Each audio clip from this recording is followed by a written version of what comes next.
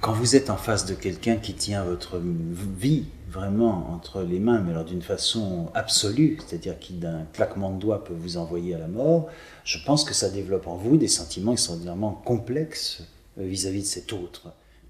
autre absolu, cet autre mauvais, dont peut-être d'une façon un peu infantile, c'est-à-dire que vous retrouvez en face de cet autre quelque chose que peut-être enfant vous avez confusément ressenti, c'est terrible de dire ça, vis-à-vis de vos parents, c'est-à-dire que tout dépendait d'eux. Quand vous étiez enfant, la nourriture, les soins, la vie même dépendait de la présence de ces autorités tutélaires bienveillantes. C'est toute la différence qu'étaient vos parents. Mais on voit bien que même par rapport à des parents brutaux, maltraitants, il y a des enfants qui sont dans une situation d'assujettissement et d'amour total, au point même de protéger, on le sait, ça on le voit tous les jours, que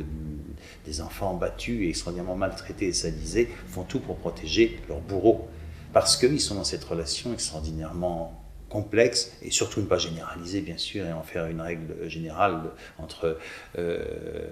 parallèle entre les enfants et les juifs persécutés par les nazis, mais forcément qu'il se joue quelque chose quand vous êtes en face de quelqu'un qui a un pouvoir absolu sur vous. Ça peut être de l'ordre de la haine viscérale et totale, bien entendu, mais ça peut être aussi beaucoup plus complexe, beaucoup plus ambivalent, et nous autres analystes, on sait bien à quel point, quand on va jusqu'au fond de nos sentiments les plus intimes, on s'aperçoit que là où on pensait trouver de la haine, on trouve parfois un soupçon d'admiration, de désir de soumission, d'amour, quelque chose qu'on ne supporte pas au fond de soi, et que la personne la plus haïe est parfois, tout au fond de nous, objet de sentiments beaucoup plus controversés.